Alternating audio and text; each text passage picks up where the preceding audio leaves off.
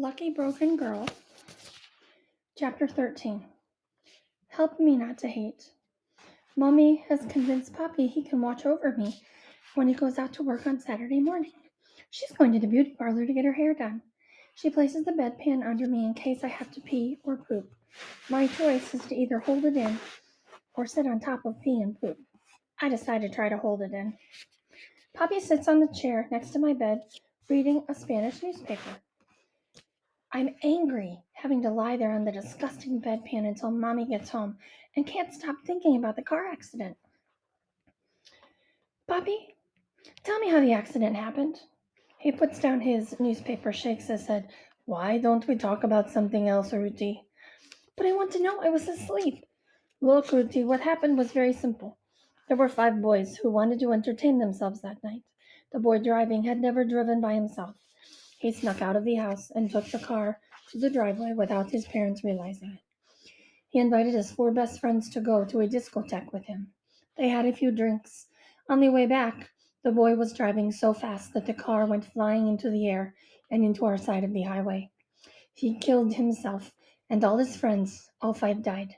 16 years old, those boys. Muchachitos. Poppy, aren't you furious at the boy who caused the accident? I am. Your Uncle Bill says he's going to get me a lawyer. He wants me to sue the boy's family. It's true we need the money to pay Dr. Friendlick, but I don't know. Yeah, Poppy, listen to Uncle Bill. He's the Americano. He knows. I'm not sure, Poppy says. We're nobody. We're refugees. We just arrived in this country. What if they send us back to Cuba? I feel the anger rise to my forehead, hot as a fever. Make them pay, Poppy. Make them pay. That boy was wrong to be driving so fast. It's his own fault he died. He killed his friends, too. Poppy replies, even good people can do bad things. But I hate the boy who caused the accident. I want the boy to pay for all the sadness he's caused, for killing his friends, for leaving a lady paralyzed for life, for forcing me to be stuffed into a body cast like a sausage. I don't know what to do with my anger that burns and burns. I am fuming inside my cast. If I could, I'd stomp my feet. Can you open the window, Poppy? It's open, but I'll try to open it more for you. He jiggles the window frame. There, is that better?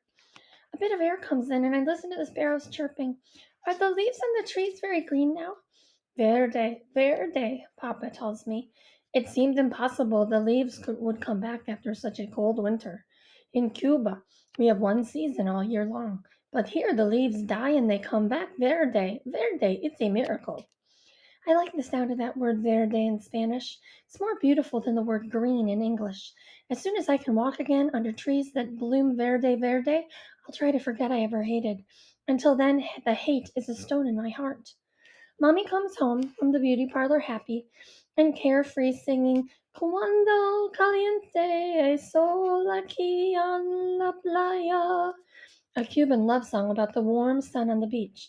She looks even more beautiful than she looks every day. Poppy leaves the room and I can stop holding it in, the pee and the poop. Finally, finally, finally, Mommy takes away the bedpan. Poppy changes into his fumigator's uniform and stops to see me before he leaves. Ruthie, be a good girl, he says, and bends down for me to hug him. I will, Poppy. Don't think about the accident so much. We have to look forward, not back. You understand? Okay, I say. But I know the stone is still there inside my heart. I can feel it when I swallow. As soon as Poppy is out the door, Mommy comes back lugging a bucket of water and a large basin and towels. Mommy scrubs my shoulders and the nape of my neck so hard that it hurts. Go easy, Mommy, you're not polishing the stove, I yell. When she is done, I wash under my arms with lots of soap. The cast is smelly anyway. It smells worse than Izzy's dirty socks. Now it's time to take care of your hair, she says. Please, not today. I love my long hair that I've always worn in 2 ponytails. Since I can't leave my bed, Mommy has been spraying my hair with dry shampoo, and I've been brushing it out, but my hair isn't feeling very clean. Stop scratching your head, you look like a little monkey. Mommy pulls away the pillow and shoves the basin under my neck. She wets my hair, working up a lather, and then rinses it with cups of warm water. Shampoo gets in my eyes and it stings, and my neck hurts from holding it stiffly over the basin. By the time we're done shampooing, Mommy has spilled soapy water all over the floor in the bed. It's a big mess, and she has to mop it up, and I end up lying on a soggy mattress. This is the last time I wash that long hair of yours. Tomorrow I'm bringing my hairdresser over, she announces. I'll ask her to cut your hair. It will be easier to wash. No, I don't want to lose my ponytails. Do you want long, dirty, smelly hair or cute, short, clean hair like a sweet girl? Which do you want? Mommy, please don't take away my hair. Please. It's all that's left of my old life when I was a normal girl who could walk and run and do what she wanted. We'll get better at washing it. Next time we won't get everything wet, I promise. I look up with pleading eyes at Mommy, but she stands over my bed shaking her head. But Ruthie, just look at the mess we made. Look at me. Her pretty pink dress is splotched with water stains. The hairdresser is named Clara. She immediately cuts off my ponytails with two swipes of her scissors. No, wait! I scream. The next thing I know, she is dropping my ponytails in a plastic bag. I think she is going to sell my hair to people who make wigs and earn a lot of money. Clara trims the hair around my head and ears until I'm practically bald. She dries it with a blow dryer. It is so short it's taken no time at all. As soon as Clara leaves, Mommy brings me a hand mirror. Don't you want to see you look nice? Nice? I look like a sad orphan girl who cleans chimneys. I stare at my reflection. Why did you do this to me, Mommy? Why? It's for your own good. I don't want to see myself like this. I throw the mirror across the room. It shatters into lots of little pieces. You're a bad girl, Mommy mutters under her breath as she goes to find a broom and a dustpan. I wish I didn't hear her say that. She returns and bends to pick up the shards of glass. I worry she'll cut her delicate fingers and they'll bleed. I'm so sorry, Mommy. 7 years bad luck, she says, shaking her head. I watch Mommy sweep and I feel sorry for making her work so hard. I run my palms through what's left of my hair. I can't help it, I start crying. My ponytails are gone. My beautiful long hair is gone. The tears spill down my cheeks quietly. I have gotten good at crying without making a sound, without disturbing anyone. But Mommy notices. She comes to sit at the edge of my bed. Please don't cry, mi niña. Your hair will grow back stronger, believe me. Without my ponytails, I am the ugliest girl in the world, and I'm a bad girl too, just like you said. Mommy's eyes also fill with tears. I'm sorry I said that to you, mi niña. Sometimes I get worn out and I say things I shouldn't say. You are not a bad girl. You are a broken girl. We both wipe our eyes with tissues, and Mommy reaches over and hugs me. I start to feel better right away. You know what the doctor said, Mommy? The doctor said I'm lucky because I didn't end up paralyzed for life like the lady in the car in front of us. So that makes me a lucky broken girl. That's right, mi niña. That's what you are. You're broken, but you will heal. We just have to wait. But I won't have 7 years of bad luck, will I, Mommy? I'm sorry I broke the mirror. Don't worry, mi niña. That's an old wives' tale. Mirrors must have been expensive in the old days, so they made up that story to scare us. I really don't look ugly with short hair. You look adorable, and I have an idea of how to make you look even more adorable. Mommy rushes out of the room and comes back with the turquoise ribbon. She fashions it into a bow and pins it to the side of my hair. Then she brings me her small compact mirror. What do you think? Doesn't that look nice? I like it, Mommy. Gracias. Do you think that by the time my hair grows back, I'll be walking again? Let's pray for that, mi niña. Mommy, can I tell you a secret? Of course, mi niña. I hate the boy who caused the accident. He killed himself, he killed his friends. That poor lady is paralyzed for life. And look at me! Mommy gazes at her with her sad eyes. Try not to hate so much, mi niña. Maybe you'll get better faster. Dear God, everyone tells me to stop hating the boy who caused the accident, but I can't. Do you think you could help? Maybe while I sleep, you can come and snatch away all the hate that is like a stone in my heart, and then I'll float up the stars and hear them whispering to each other? Ruthie. Chapter 14 Sky Everywhere. Now, every time Mommy enters my room, she sprays Aqua de Violetas, violet cologne, all over me and mutters, Que peste! What a bad smell! My disgusting smell! Not only is the cast getting moldy from my sweat, but it's beginning to cut into my flesh and leave ugly welts on my skin. Mommy asks Aunt Sylvia to call Dr. Fendlick so she can speak to him in English and find out what to do. Dr. Fendlick tells Aunt Sylvia I must be on a stricter diet. He says I'm getting welts because I've gained weight and my tummy is squished against the cast. Tonight, Mommy only gives me one small bowl of spaghetti. Please, just a little more, I beg. Mommy shakes her head no. After his dinner, Izzy comes running in from the dining room holding a fistful of chocolate chip cookies and making my mouth water.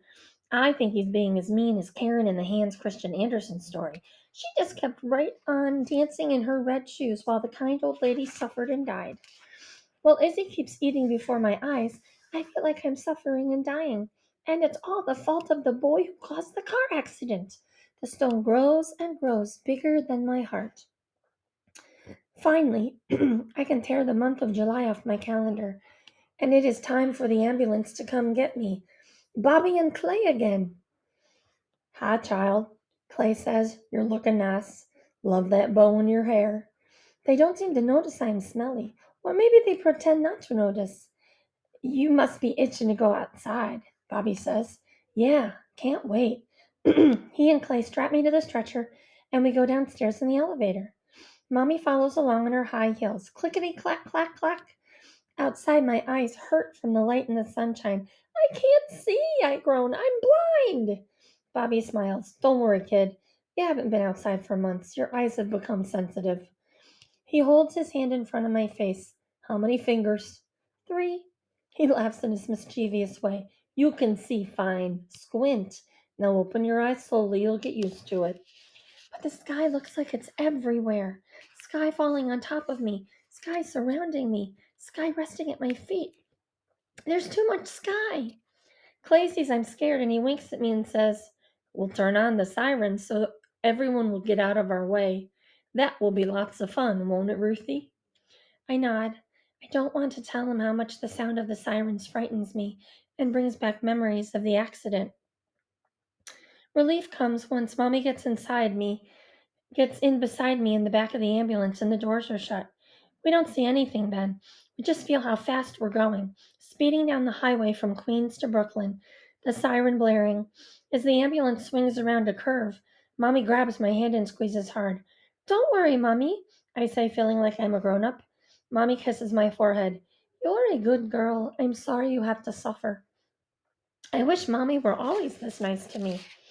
I'm wheeled into a hospital room. Dr. Frenlick stands waiting for me. Using a big pair of scissors, he cuts the cast. I feel the cold sting of the steel blade as pieces of plaster fall away like a husk of a coconut. I see my legs again.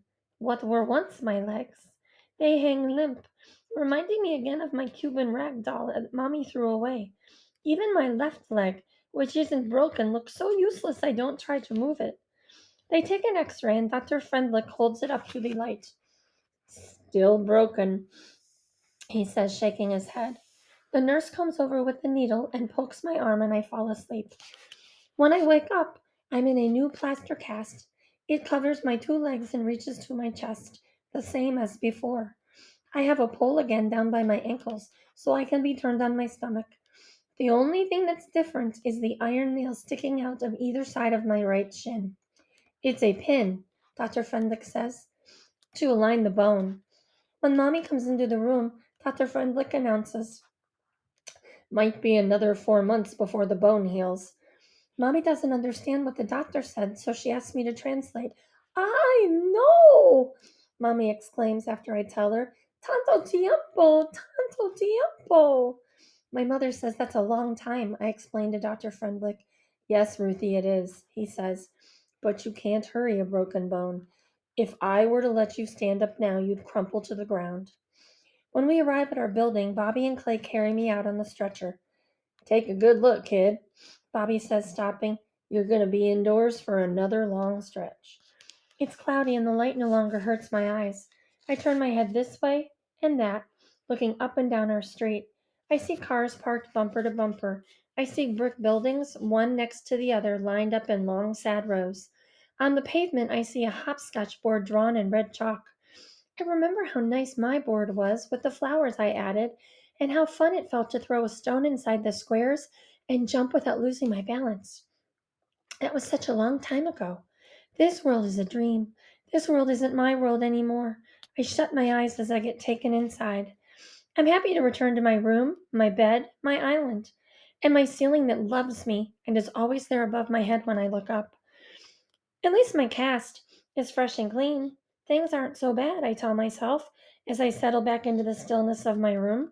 And then there's a shy knock on the door. Hello, Miss Mizrazi. May I see Ruti? It's Ramu. I hear his accent, the touch of India in his English. Come in, come in! I yell from the bedroom. I am eager to see a friend. Mommy leads Ramu inside. He smiles and said, Hello, Ruthie. How are you? Not so good. I have to be in a body cast for another 4 months. I am sorry. That must be difficult to endure. Sit over here, Ramu. Can you stay for a little while? I can only stay for a few minutes.